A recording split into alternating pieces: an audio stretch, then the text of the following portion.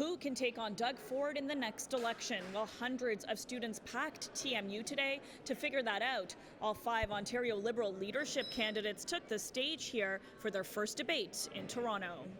I cannot support a corrupt government under Doug Ford. Okay, next is Ted Hsu. No, most corrupt government in Ontario history, we can't support them. Nate. Bring them down. There's no other answer. Bonnie Crombie. Take down Doug Ford however we can, as soon as we can, bring on 2026. Adil Shamji. I will work with anyone who will work with me to take down Doug Ford. Candidates not taking aim at each other, but at the Ford government as they debated housing, healthcare, and affordability. All eyes were on the perceived frontrunner Bonnie Crombie, who released her housing plan just hours before the debate. Mayor Crombie, are you still open to land swaps on the Greenbelt? You know, I am not going to attack or put my fellow candidates on the spot because we're all Liberals and we're all one family.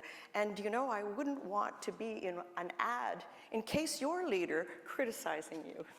This leadership race is about testing, challenging facts about different candidates. There was one answer that needed to be said to ensure it didn't show up in an attack ad, and that was, no, I'm not open to land swaps on the Greenbelt.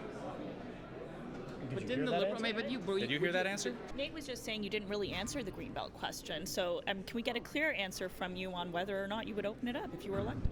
Absolutely not. I've said that the Greenbelt was sacred. What's happened here is cronyism and corruption at its worst. Crombie was under fire for comments earlier this summer that left the door open to possible land swaps, but insisted today that won't happen. We will not open the Greenbelt. The debate getting mixed reaction from some of the hundreds of students that attended. I was pleasantly surprised by a lot of positive ideas, but I was also unpleasantly surprised by how out of touch some of the answers were. Do you think any of them can take on Doug Ford in the next election? Again, I think Nate can. I think Bonnie Crombie is a little on the conservative side, and I don't think that's necessarily what the Liberal Party needs right now to beat Doug Ford.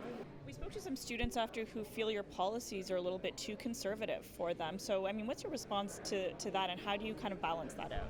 As the Liberal Party, we're a big tent, and we welcome ideas from everyone. The party is set to host 3 more debates in Stratford, Ottawa, and Brampton before a new leader is announced on December 2nd. For City News, I'm Tina Yazdani.